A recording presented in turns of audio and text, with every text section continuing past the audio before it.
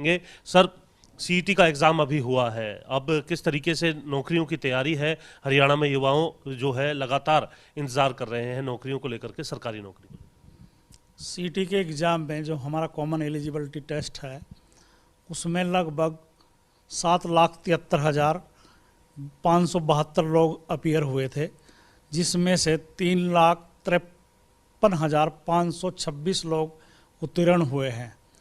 और अभी अगले 15 दिन में लगभग 65,000 जो पोस्टों के अगेंस्ट एडवर्टाइजमेंट हो जाएगी। और अब की बार हम ये कर रहे हैं कि सारी एडवर्टाइजमेंट हम एक ही दिन देंगे, ताकि बच्चे किसी कन्फ्यूजन में ना रहें और वो अपनी प्रायोरिटी के हिसाब से अपने आवेदन कर सकें। अगले 15 दिन में विज्ञापन जारी हो जाएगा। ये 15 दिन में विज्ञापन होगा, कौन कौन से ग्रुप की नौकरियां होंगी, और सिर्फ सीईटी पास उम्मीदवार ही इनके अंदर जो है आवेदन कर सकेंगे? बिल्कुल, सीईटी पास ही उम्मीदवार जो है वो क्वालिफाई है कि वो अगली पोस्ट के लिए आवेदन कर सकता है हमारे स्क्रीनिंग टेस्ट के लिए। जो सी क्लास है, अगर उसमें टीचर छोड़ दें हम 7,500, तो उसके अलावा 30,500 पोस्टें जो हैं वो हमारे पास सरकार की तरफ से आ गई हैं। और 6,000 पुलिस की कांस्टेबल की भर्ती सरकार ने हमारे को करने के लिए कहा, जिसमें 5,000 मेल और 1,000 फीमेल कैंडिडेट, और इसके साथ टीजीटी 7,500। अगर इन सब का टोटल करें लगभग 42,000 से ऊपर सी क्लास के लिए, और डी क्लास के लिए लगभग 20,000 आवेदन के लिए हम अप्लाई कराएंगे बच्चों से अभी।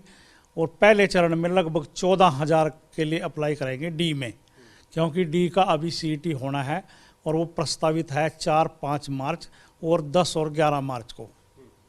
कितने लोग सर उसके अंदर आवेदन कर चुके हैं डी क्लास के लिए, ग्रुप के लिए अगर हम बात करें? डी क्लास और सी क्लास में लगभग सभी कैंडिडेट बराबर कैंडिडेट थे जिन्होंने अप्लाई किया था, 11,22,000 लोगों ने।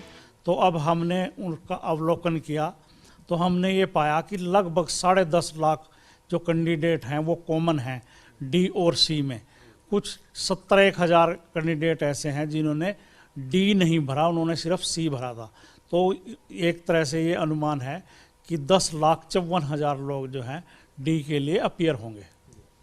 सर, आप फरवरी के पहले सप्ताह में, क्योंकि 15 दिन बाद आप कह रहे हैं कि करीब 65,000 नौकरियां जो हैं वो आप निकालने जा रहे हैं, इसके अंदर नौकरियों की अगर हम बात करें, अभी डी का जो सीईटी है वो नहीं हुआ है, नौकरियों का जो इश्तिहार है वो आप फरवरी के पहले सप्ताह में निकाल देंगे, जबकि डी का जो टेस्ट है वो आप बता रहे हैं कि मार्च के अंदर तारीखें निर्धारित की गई हैं। ये किस तरीके से होगा सर? हमने जैसे सी का लिया है एग्ज़ाम और अब रिजल्ट भी दे दिया है, इससे पहले हम सी की एडवर्टाइजमेंट कर चुके हैं एक तरह से।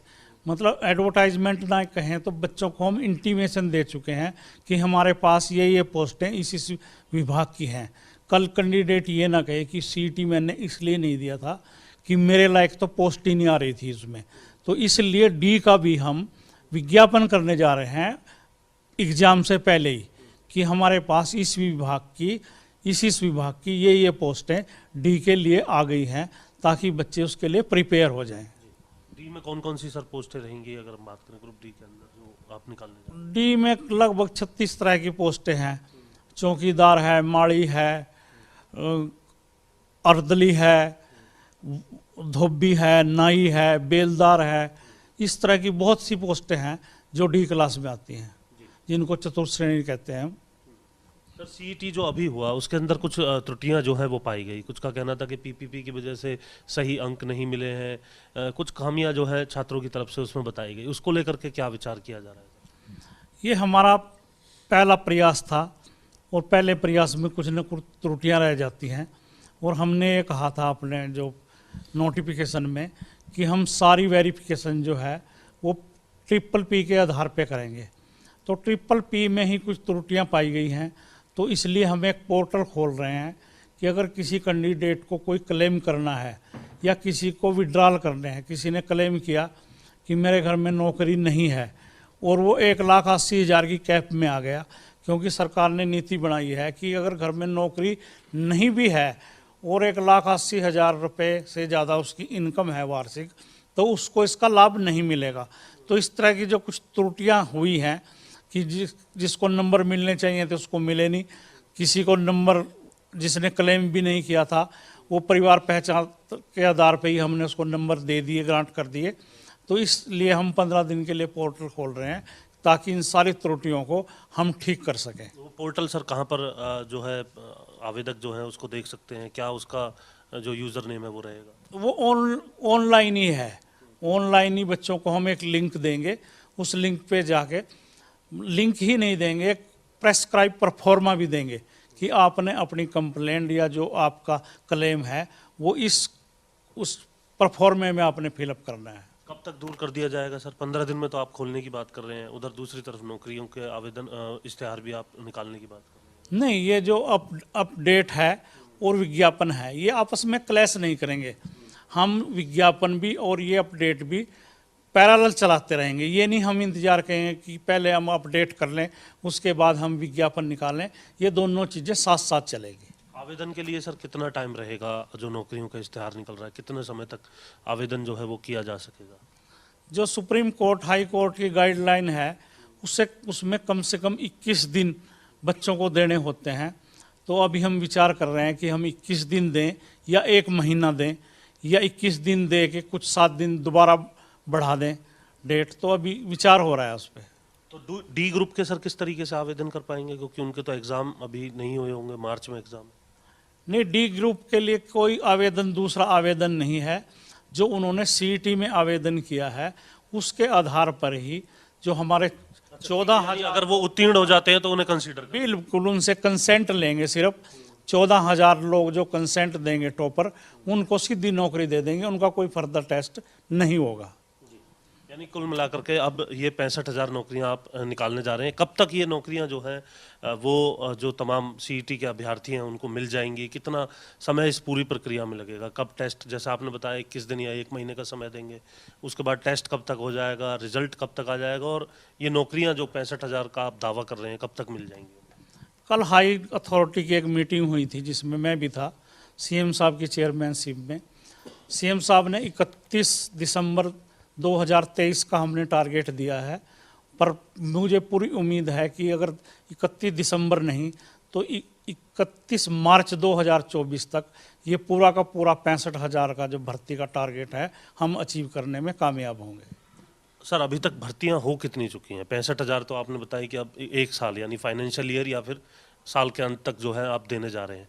अभी तक भर्तियां कितनी हो चुकी हैं विभाग के अंदर? क्योंकि बेरोजगारी को लेकर के तमाम दूसरी बातें भी राजनीतिक तौर पर देखने के लिए मिलती हैं, लेकिन एचएसएससी के माध्यम से कितनी भर्तियां अभी तक हो चुकी हैं? चलो, मैं कोई राजनीतिक नहीं हूँ, मैं राजनीतिक भाषा भी नहीं बोलूँगा, पर इन 8 सालों में लगभग 1 लाख भर्ती एचएसएससी कर चुका है।